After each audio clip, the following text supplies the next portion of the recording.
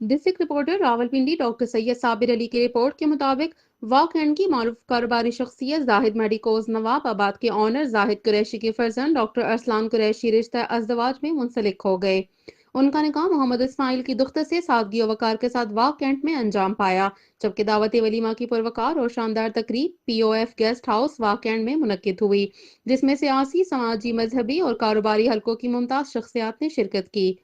تقریب میں شریک معزز مہمانوں میں سابق وفاقی وزیر غلام سرور خان، ڈپٹی کمانڈنٹ پی او ایف ہسپتال کے علاوہ کرنل عدیل، ڈاکٹر مسعود احمد خان، سابق امیر جماعت اسلامی ضلع راولپنڈی شمس الرحمان سواتی، سابق M P A professor Waqas Khan, advocate Sardar Ijaz Ahmad Khan, Umair Anwar, Faizan Qureshi, Walid Qureshi, Ibrahim Umair, Shaiq Ulhassan, Muhammad Ahsan, advocate Ayan Faisal Khan, advocate Abdulrahman, advocate Malik Awais, امیر جماعت اسلامی واک کینٹ منصور احمد، انجمن تاجران کے عہدیداران سردار رستم خان، فیصل عباسی، عدیل خان، شاہد ذخیر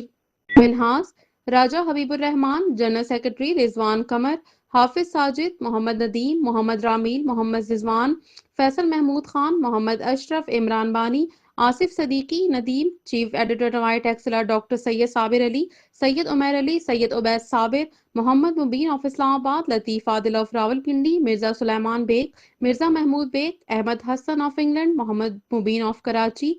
سابق vice president cantonment board Malik Arif, Muhammad Naeem, Muhammad Saleem, Muhammad Farhan, Syed Iftikhar Ali, Mudassar Khan, Syed Rehan Ali, doctor Hassan Masood, Sibtain Khan, Abrar Khan, Shehryar, Saqib Siddiqui, Raja Sajid Mehmood, Raja Majid, doctor Muhammad Younis, A S I Rana Ramzan, Abdul Rehman Khaki, Syed Nasir Ali, Hamid Kamal, Khurram Latif of Rawalpindi, Zafar Siddiqui سمیت مقامی عامدین کی بڑے تعداد شامل تھی۔